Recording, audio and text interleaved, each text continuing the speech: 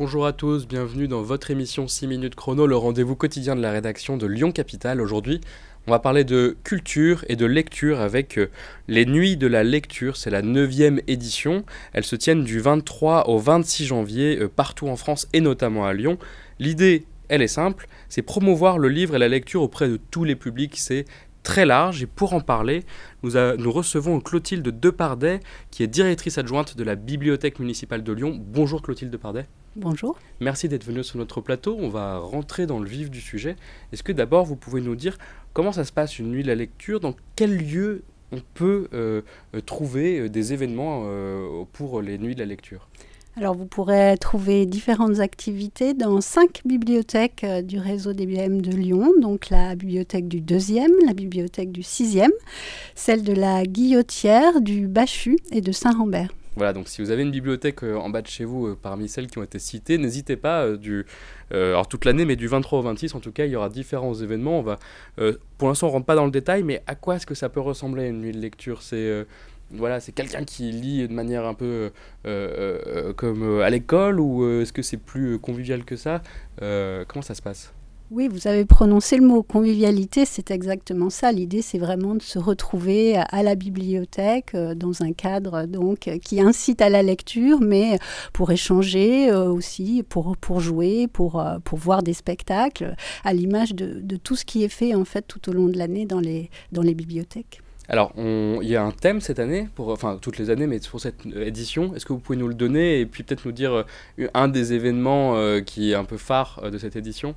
Alors le thème cette année, ce sont les patrimoines, donc à la fois patrimoine au sens intime, hein, ce qu'on nous transmet dans la famille, dans le cercle familial, mais aussi le patrimoine au sens patrimoine mondial, par exemple, tel que l'UNESCO le définit.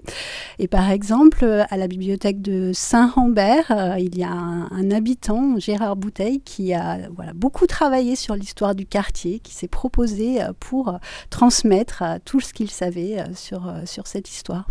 Très bien. Et on peut aussi parler peut-être, moi, d'un événement qui m'a interpellé, c'est Habitus 2125. Est-ce que vous pouvez nous en dire un peu plus voilà, sur ce que c'est? Oui, alors c'est une initiative assez originale. L'idée, c'est de transmettre à nos futurs contemporains, enfin en tout cas aux futurs habitants, aux futurs Lyonnais, exactement, ce qui fait pour nous aujourd'hui patrimoine. Donc ça aussi, hein, c'est quelque chose de très intime pour chacun. Qu'est-ce qu'on a envie de dire aux Lyonnais dans un siècle de ce qui était notre vie aujourd'hui? Donc les objets, quels qu'ils soient, peuvent être déposés à la bibliothèque du Bachut. Ils seront ensuite enfermés dans une capsule temporelle et conservés aux archives départementales et pendant 100 ans. Voilà, donc pendant un siècle, les objets, vous vous engagez à conserver les objets qui seront transmis aux Lyonnais de 2125. Je trouve ça assez fort. On peut même, je crois, avoir un atelier d'écriture à côté de la remise des objets pour peut-être transmettre. Oui, voilà. Si on a envie d'échanger avec les habitants du futur et leur dire pourquoi on a choisi cet objet, ce qui était notre vie aussi aujourd'hui à Lyon, on peut tout à fait participer à un atelier d'écriture. Alors, je l'ai dit, c'est pour un public très large. Est-ce qu'il y a des événements qui sont plus adaptés aux familles avec des enfants? Je ne parle pas forcément des bébés, mais voilà, des enfants qui sont concernés par la lecture. Alors oui, il y a toujours beaucoup d'activités dans les bibliothèques pour les enfants et durant ces nuits de la lecture aussi, vous retrouverez des lectures à destination des enfants à la bibliothèque du 6e, qui est une bibliothèque très familiale, à la bibliothèque du 2e aussi, vous pourrez notamment écouter des contes. Et inversement, est-ce qu'il y a des soirées peut-être plus pour les adultes, dans le sens où on peut laisser les enfants chez le babysitter et puis profiter peut-être avec un niveau peut-être un peu plus complexe? Alors, il y a une rencontre avec une autrice lyonnaise qui s'appelle Digli, donc une rencontre à la bibliothèque du Bachut.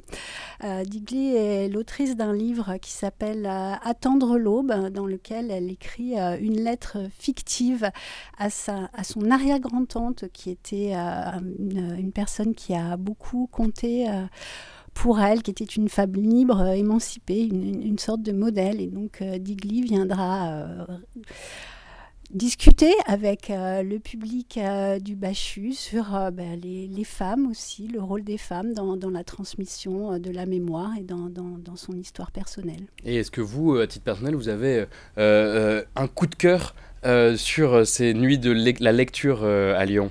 Alors, une initiative peut-être un peu originale qu'on ne s'attend pas à trouver dans une bibliothèque. La bibliothèque du 6e invite les gens à cuisiner ensemble pour faire une soupe, en fait, une soupe participative qu'on peut ensuite partager tous ensemble. Et donc là, vraiment, c'est l'idée de passer un bon moment et puis pourquoi pas aussi d'échanger des recettes et de parler du patrimoine culinaire qui fait aussi partie de nos patrimoines. Du patrimoine. Absolument. Surtout à Lyon. Tout à fait. Ce sera le mot de la fin. Merci beaucoup Clotilde Depardet d'être venue sur notre plateau pour nous présenter ces nuits de la lecture. Elles se tiennent donc du 23 au 26 janvier. Vous pouvez retrouver le détail complet sur le site de la Bibliothèque municipale de Lyon, ainsi que plus d'actualités culturelles de la ville lyonnaise sur le site lyoncapital.fr. À très bientôt.